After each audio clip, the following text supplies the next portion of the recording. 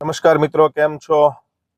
ખૂબ એડવર્ટાઇઝ કરી, ખૂબ માર્કેટિંગ કર્યું, પણ ખરેખર જ્યારે ત્યાં પહોંચ્યા ત્યારે જે ગયા વર્ષે માહોલ હતો એવો કોઈ માહોલ નહોતો.